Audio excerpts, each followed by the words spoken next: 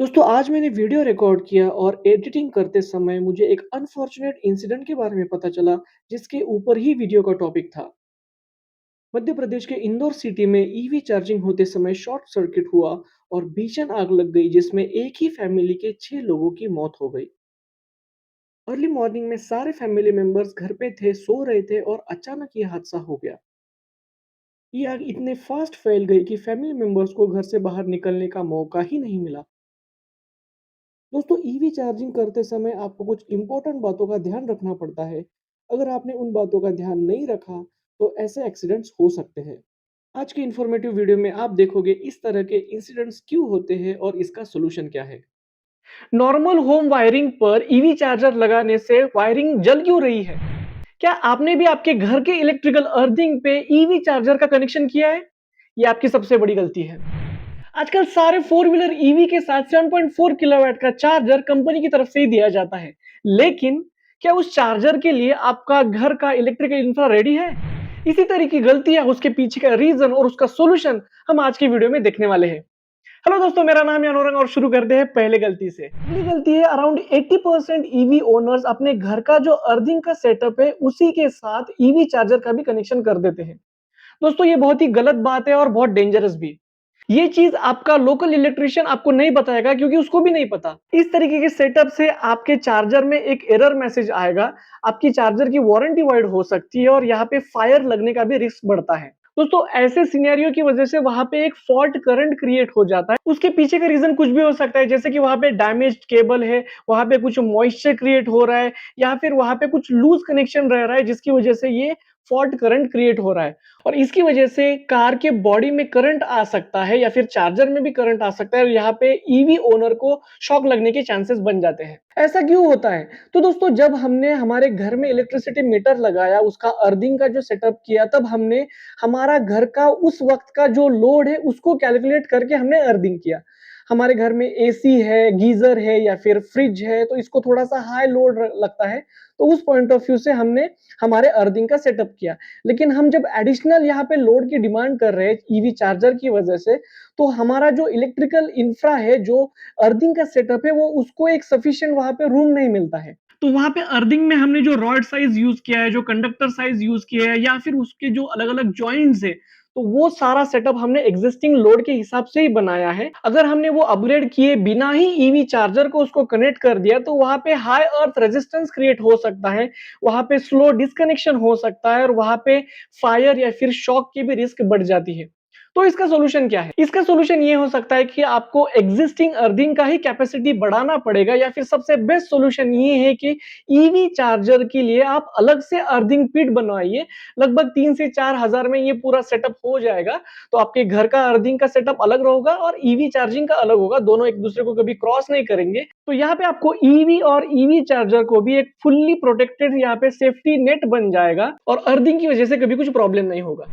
दोस्तों अगली गलती ये है कि काफी लोग अपने घर का जो एग्जिस्टिंग वायरिंग का स्ट्रक्चर है उसी के ऊपर ईवी चार्जिंग करते हैं। कहीं पे हमने नॉर्मली 3 पिन का सॉकेट निकाला हुआ रहता है तो उसी को हमारा चार्जर प्लग करके वहां पे चार्जिंग सेशंस किए जाते हैं। जैसे मैंने कहा कि हमारा चार्जर जो होता है वो 3.3 किलोवाट टू 7.4 किलोवाट होता है, तो उसका मतलब उतना लोड वो फेच कर रहा है। और इसी ड्यूरेशन में अगर हमारे घर के इलेक्ट्रिकल अप्लायंसेस जैसे एसी, गीजर या फिर फ्रिज, उसका थोड़ा-सा हाई कंजम्पशन होता है, तो इसकी वजह से आपका जो सर्किट है वो गारंटीड ओवरलोड हो जाएगा।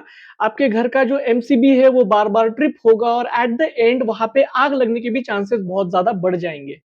और ऐसा होता है तो वहाँ पे 50,000 तक का आपका खर्चा आएगा, इलेक्ट्रीशियन के सर्विस चार्जेस और रिपेयर का खर्चा अलग से।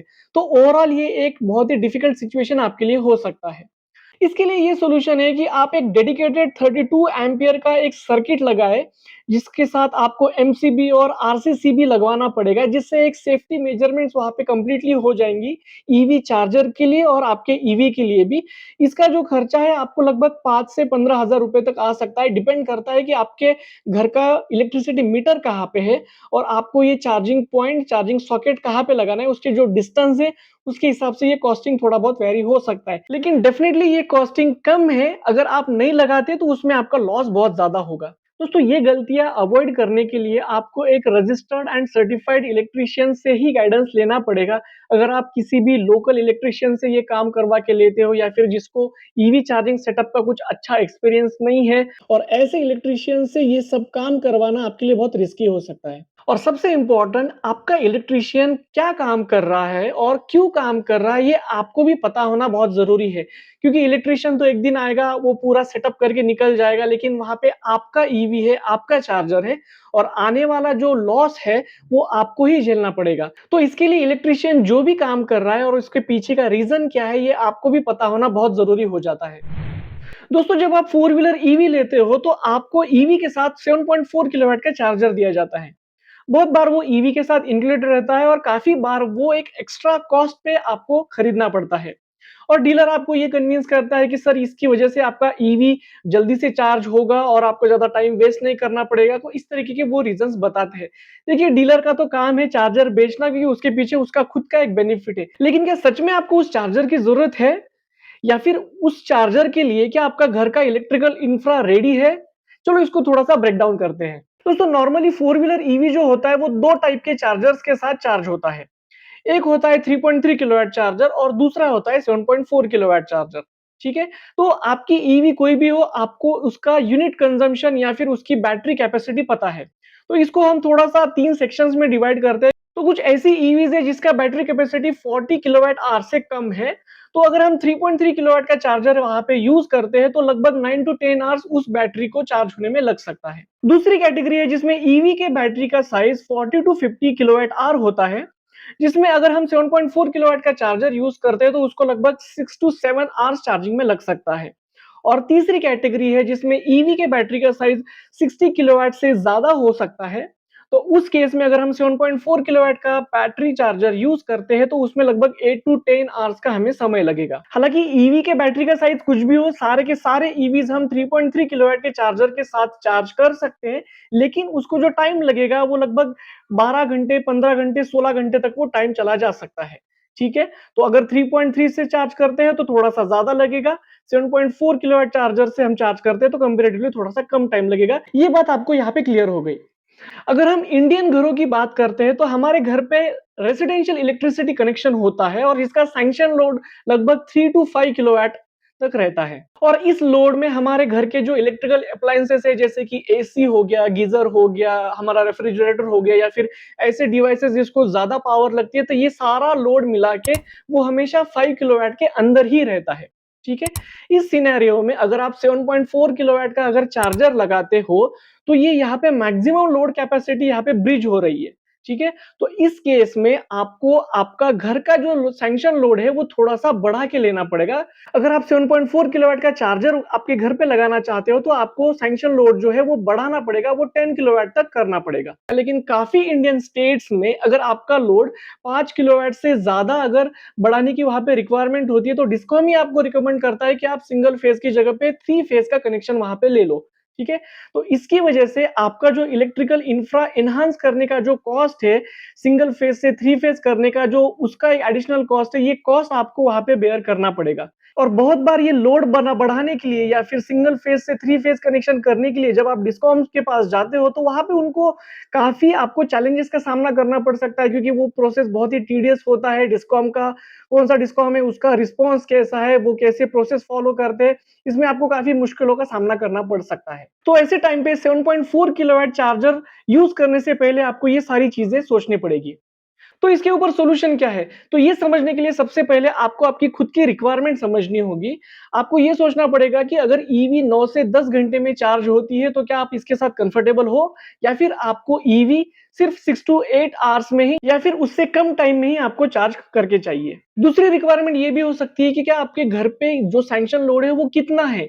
यहाँ पे आपको लोड बढ़ाने की ज़रूरत है या फिर जो एक्जिस्टिंग लोड है, उसमें ही कवर हो जाएगा? क्या आपको सिंगल फेज से three phase electrical infra upgrade करने की ज़रूरत है या नहीं है? तो ये रिक्वायरमेंट आपको समझ के लेना पड़ेगा। तो इस हिसाब से अगर आप फास्ट चार्जिंग चाहते हो और आपको लोड बढ़ाने की रिक्वायरमेंट होती है, तो आप वो एक्स्ट्रा कॉस्ट बेयर करने के लिए रेडी हो।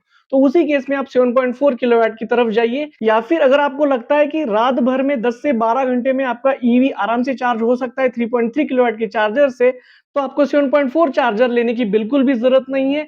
अगर आपको ईवी के साथ फ्री ऑफ कॉस्ट मिल रहा है तो ठीक है, आप उसको ले सकते हो। लेकिन अगर उसके लिए आपको 50,000 60,000 तक एक्स्ट्रा चार्जेस देने की ज़रूरत पड़ रही है, तो मैं यही रिकमेंड करूँगा कि आपको फिर वो चार्जर लेने की बिल्कुल भी ज़रूरत नहीं है। आराम से स्लो चार्जिंग से ही आपकी ईवी चार्जिंग की नीड फुलफिल हो सकती है। दोस्तों, क्या आपको पता है 90% ईवी ओनर्स ऐसी मिस्टेक्स कर रहे हैं जिसकी वजह से उनकी ईवी की बैटरी और उनके पैसे दोनों बर्बाद हो रहे हैं। अगर आप इसके बारे में जानना चाहते हो तो यहाँ पे क्लिक करके ये वीडियो जरूर देखिए। दोस्तों, इस चैनल पे हम ईवी और ईवी चार्जिंग स्पेसिफिक वीडियोस डालते हैं। अगर आप एग्जिस्टिंग ईवी ओनर हो या फिर ईवी लेने का प्लान कर रहे हो तो ये सारे वीडियोस, ये सारी इंफॉर्मेशन आपके लिए बहुत इंपॉर्टेंट हो सकती है। फ्यूचर में आने वाली वीडियोस मिस ना करने के लिए हमारे चैनल को जरूर सब्सक्राइब कीजिए। मिलते हैं हम अगली वीडियो में।